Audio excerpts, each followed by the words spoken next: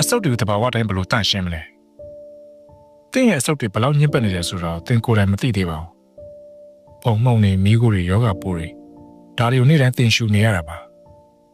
ရင်မကြီးရလေးလံနေတယ်ချောင်းခဏခဏဆိုတယ်အသက်ရှူရတာအားမရဘူးလို့ခံစားနေရရင်တင်းအဆုတ်တွေအကူအညီတောင်းနေတော့ပါပြီဒီနေ့တော့တဘာဝနီးနဲ့အဆုတ်တွေဘလို့တန့်စင်ရမလဲဆိုတာကိုပြောပြပေးပါမယ်အဆုံးထိကြည့်ပြီးတင်ကိုယ်တိုင်လည်းလုပ်ကြည့်နိုင်ပါတယ်အဆုတ်တွေဘာလို့ညစ်ပတ်ရတာလဲတင်းရဲ့ဆက်လက်မတောက်ရင်တော့အဆုတ်တွေကညစ်ပတ်နေနိုင်ပါတယ်ဘာလို့လဲဆိုတော့ကျွန်တော်တို့မြန်မာပြည်ရဲ့လေတွေကအရန်တန့်ရှင်းနေတဲ့မှာမပါပါဘူးထမင်းဟင်းချက်တဲ့မိကိုရှင်စည်းကိုရလာတဲ့မိကိုကားမိကိုနဲ့ကားလမ်းပေါ်ဖုံမှုန့်နေပတ်ဝန်းကျင်ရလူတွေရဲ့ဆက်လက်မိကိုဒါတွေအားလုံးကတင်းရဲ့အဆုတ်ထဲမှာစုပုံနေရပါတင်းရဲ့အဆုတ်ထဲမှာစီလီယာလို့ခေါ်တဲ့အမွှေးနုလေးရှိပါတယ်သူတို့ကဖုံမှုန့်နဲ့ညစ်ကြေးတွေကိုအချိန်နဲ့တပြေးညီတန့်စင်ပေးနေရပါတယ်ဒါပေမဲ့ညဉ့်ညမ်းမှုတွေများလာရင်ဒီအမွှေးနုတွေပင်ပန်းနွမ်းနေပြီးကောင်းကောင်းအလုံးမလုံးနိုင်တော့ပါဘူးတိတ်ချင်ကြရင်ရှင်ဘက်လေးလွယ်လာမယ်ချောင်းပူဆိုးလာမယ်တလိပ်တွေလည်းပိုထွက်တာကိုခံစားရပါလိမ့်မယ်အဆုတ်တက်စင်မှုလိုအပ်နေပြီဆိုတဲ့လက္ခဏာတွေကပါရဲ့လေမနက်ခင်းမှာလဲကြောင်းရတာအီရနိုနိုချင်းမှာချောင်းပူဆိုးတတ်တာခက်မြက်မြက်လမ်းရှောင်းရေမက်ထဲမှာကြက်လာတာလေကားတက်ရင်တက်ရှူမဝတာအသက်ပြင်းပြင်းရှူလို့မရဘူးလို့ခံစားရတာတလိပ်အများကြီးထွက်တာဒီလက္ခဏာတွေကိုမကြာခဏခံစားနေရရင်တဲ့အဆုတ်တွေကိုတန့်စင်မှုလိုအပ်နေပါပြီတဘာဝနီးနဲ့အဆုတ်ကိုဘယ်လိုတန့်စင်မလဲ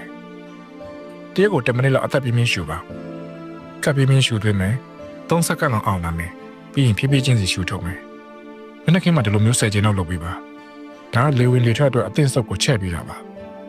နောက်တစ်မျိုးတော့ရေနွေးငွေရှူတာပါစလုံးထဲကိုရေနွေးထက်ခေါင်းမွန်နေပေါ်အုပ်ပြီးရှူဝေးပါ9မိနစ်လောက်ကြာအောင်ရေနွေးကိုရှူပေးလိုက်ပါဒါကအဆုတ်ထဲဆေးကပ်နေတဲ့တလိပ်တွေကိုပျော်စေပြီးဖွင့်အောင်ကူညီပေးပါတယ်ရေနွေးနဲ့ပြားရည်ရေနွေးတစ်ခွက်တည်းကိုပြားရည်တစ်စုံလောက်ထည့်တတ်ပါရိုးရှင်းတယ်အကုန်ပြတ်တတ်တာတယ်ထိရောက်တယ်ပြားရည်ကအသက်ရှူလမ်းကြောင်းရောင်ရမ်းမှုတက်တာစေပြီးရေနွေးရဲ့တလိပ်ပစ်ချွေးနေကြကျဲသွားအောင်ကူညီပေးပါတယ်မနက်ခင်းနဲ့တစ်ခွက်လောက်တောက်ပေးနိုင်ပါတယ်ချစ်တုံနီနဲ့ဂျင်းလက်ပဲရည်ဒါကတဘာဝအဆုတ်တန်စေလို့ပြောလို့ရပါတယ်ဂျင်းကိုချစ်တုံနီပါပါလေးနဲ့ရောပြီးရေနဲ့ပြုတ်ပါပြီးရင်နွေးနွေးလေးတောက်ပါဒီပါဝင်ပစ္စည်းနှမျိုးကတင့်ရဲ့အသက်ရှူလမ်းကြောင်းအတွက်တဘာဝဖုံဆုပ်ဆက်တွေနဲ့တူပါတယ်သူတို့ကရောင်ရမ်းမှုကျစေပြီးစီလီယာလို့ခေါ်တဲ့အမွှေးနှုတ်တွေကိုပြန်လှုပ်စေဖို့ကူညီပေးပါတယ်နောက်တစ်ခုကတော့10မိနစ်စာကာဒီယိုလေ့ကျင့်ခန်းမှာဂျင်းယုံထိသွားဖို့မလိုပါဘူးအိမ်မှာလမ်းမြန်မြန်ရှောက်ပါတနေရာထဲမှာရင်ဘယ်ညာရှောက်နေလို့ရပါတယ်ဝါသနာပိုင်ကလို့တော့ရပါတယ်လှုပ်ရှားမှုတွေလုပ်ပြီးအသက်ကိုပိုပြန်ပြန်ရှူလိုက်တဲ့အခါတဲ့အဆုတ်ကလေဟောင်းတွေကိုတွန်းထုတ်ပြီးလေသစ်ထဲရဲ့အောက်ဆီဂျင်နဲ့အစားထိုးပေးပါတယ်အဆုတ်တက်အောင်ဘာတွေရှောင်ကျင်ရမလဲဒါတွေလုံးနေတဲ့အဆုတ်တွေကဘယ်တော့မှတတ်မှာမဟုတ်ပါဘူး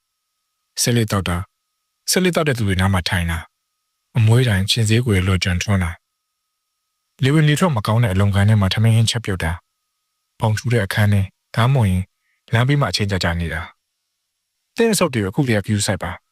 ဘာလို့လဲဆိုတော့သူတို့ကတဲ့ကိုနိုင်စက္ကန့်နဲ့အသက်ရှင်နေအောင်ထောက်ပံ့ပေးလာတဲ့လက်ဆောင်တစ်စုံမှာ